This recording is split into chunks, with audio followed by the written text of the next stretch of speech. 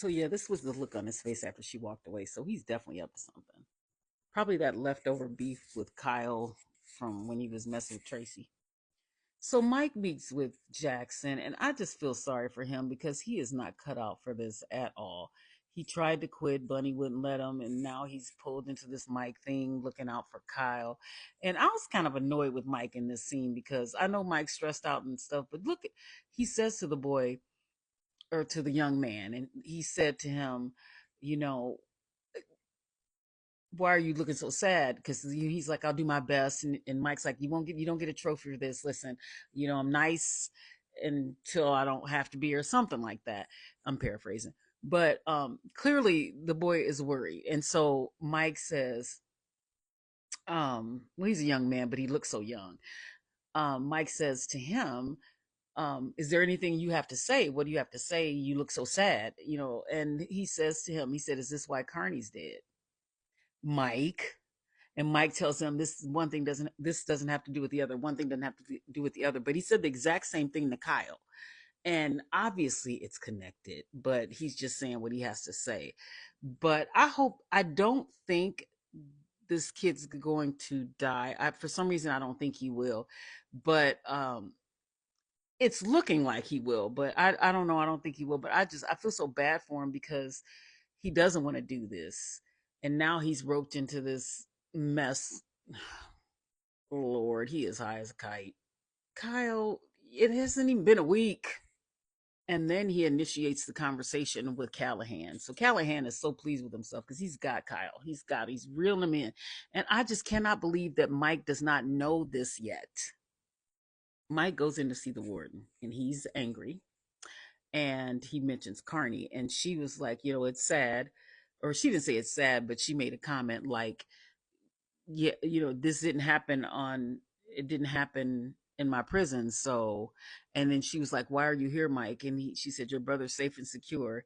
And he's just pissed that he's not getting access to his brother. And their conversations are really intense. And she said to him, well, it doesn't matter whether you barge in here or not, or get buzzed in or use the proper channels. You always seem to have access when it comes to your brother. And then I was like, oh, shoot, because I'm thinking of Jackson, right? She's going to figure out that he's looking out for Mike, looking out for Kyle for Mike. And I'm like, oh, she's a tough one. And Mike does not like it, but he knows how to handle it. She was like, do we have a problem? And they kind of did a little stare down. And then Mike, she was like, do we understand each other? He said, yeah, I think we do. This is what I mean by all these moving parts. And then Ian goes and grabs Robert out of the bar. He brings him home, or he comes out and he asks him, Robert's tore up. And he asks him where his truck is. And Robert said, oh, I backed into something or something backed into me and I have a rental car. And so they get in his rental car, which I'm like, what does a rental car have to do with anything? So they get in the rental car and Ian drives Robert home. They get to his house, and at first, when he pulls into the garage, I thought he was going to leave the car running and leave Robert in there. But he does. I think he cares about Robert, and but then this look he has while he's in the house, he picks up Robert's gun that was on the counter, and he takes it and puts it. I thought he put it in his pocket, but he ended up putting it. He put it on the refrigerator. I guess he put it on the refrigerator unless he switched out his gun. I don't know. See, this is what I'm talking about. And so he goes and gets Robert water. Robert's still drinking, even though he threw up outside of the car. Um, and he leaves Robert and he goes walking. He walks, I don't know where he's walking to because he left his vehicle, because he took Robert's rental car. He drove Robert home. I don't know why he wouldn't have just taken the rental car. And Robert didn't need a car anyway at that point. But that was weird. He just takes off walking. So Ian does. So I don't know. There's all these little things that are probably going to come together. Robert did mention that his wife left. Frank and Bunny are talking about Bunny losing his workers. They were young, and Bunny's still pissed about that. And Frank was like, "Do you trust me?" Bunny's like 60%, and they're like, "Ah." This whole Frank. So anyway, Frank said he'll handle it. The warden and Torres are leaving, and I thought for sure something was gonna blow up. But anyway, they're leaving, and he acts like he has something to say to her, and she says what, and he said, "Oh, it's contained," and she's like, "Of course it is," and she said, "Now go home." So she gets in her car. She nervously takes some pills. Her hands are shaking. You know, she seems so put together, and then they show us here in the car. She's stressed out or something, and then she takes her weapon out with an extended mag and sits it on the car seat like she's ready to go. I can't wait to dig into her, like her past and her origin story. There's got to be a lot going on there. Kyle wakes up to a bunch of pills underneath his pillow, like a lot. And they show Callahan. Callahan is so pleased with himself, as well, I don't know. Kyle was an easy nut to crack, in my opinion.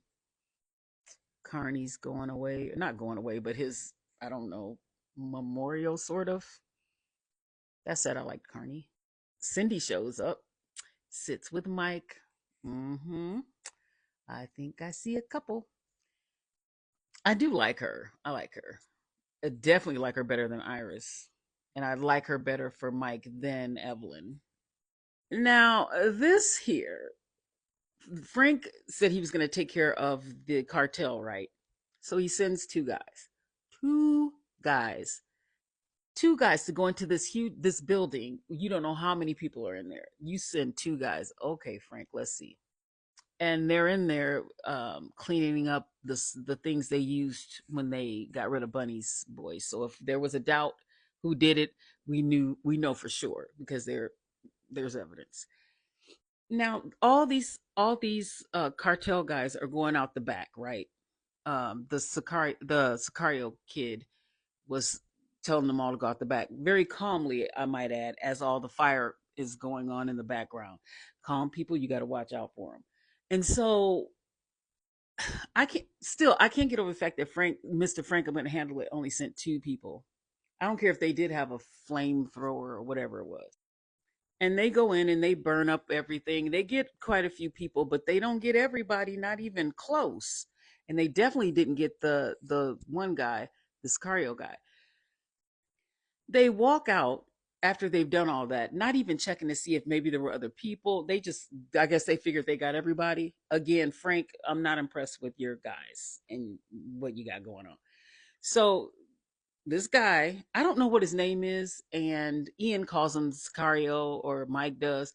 So Sicario, who very much walked out like the Terminator, and they even had a little music that sounds similar to the Terminator music, very calmly shoots the two guys that Frank sent in the back because they never turned around once. He shot the other guy, the tank that he had, and it blew him up, and he caught fire. And there's the Terminator looking at us. That's what I'm calling from the Terminator. That's what I'm calling him, looking at his work calmly. So I'm not impressed with what Frank did. I can't wait to see the next episode to see, because sending two guys in to go after the cartel is crazy work to me. So anyway, there were a lot of things going on. There's a lot of things that are probably going to that I hope will tie together, which I'm sure they will. But I did like this episode. It was a lot going on. So tune in next time with episode 4.